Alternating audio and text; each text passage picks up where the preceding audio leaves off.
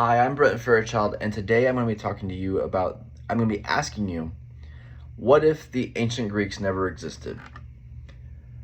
From philosophy to architecture and to entertainment, we have a lot to thank the ancient Greeks for. Recently, I went to Greece with my wife and walked through the Oracle at Delphi. There we talked about the different ideas and thoughts that the Greeks held.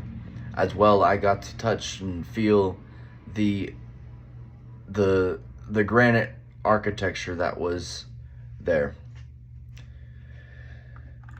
In philosophy, we have a lot to thank Aristotle for, the ancient Greek philosopher.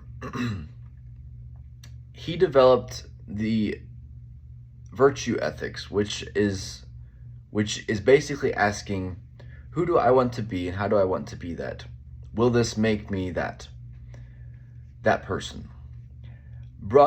It was eventually brought into the church through Saint Thomas Aquinas when he wrote the Summa Theologica, which is a Christian philosophy book, a kind of sanctified philosophy. And the question developed into, does this bring me closer to God? And that can be traced back to Aristotle. And the building blocks of ethics are philosophy, but the building block are Greece. The building blocks of our modern architecture is also the Greeks. They inspired the ancient Romans as well as our American architects. When you go around the country, you'll see a collection of either Ionic, Corinthian, or Doric styles of pillars.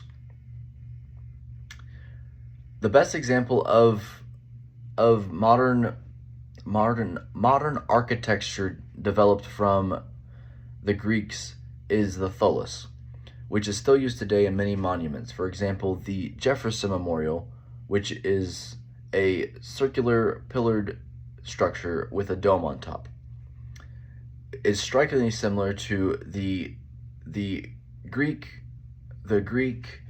tholos, which near Delphi, called the Athena Pronaea, which is also a tholos. Sorry, the building. Okay, so the buildings and sports, entertainment and sports from Greece have been passed down to our modern day, from javelin throwing in the Olympics and discus throwing to boxing in our modern day, wrestling, and even going to the YMCA, the gymnasium. And in conclusion, I would like to remind you that there are many other ways that the Greeks have influenced our modern society, from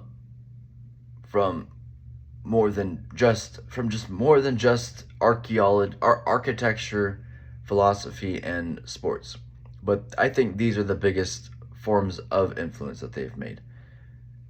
So the question still lies: what would Greece be like what would the world be like if Greece never existed? I think that it would be a lot more dull outside and a lot less fun, and entertainment wouldn't be as good, to be honest. And I appreciate you listening to my speech. Thank you.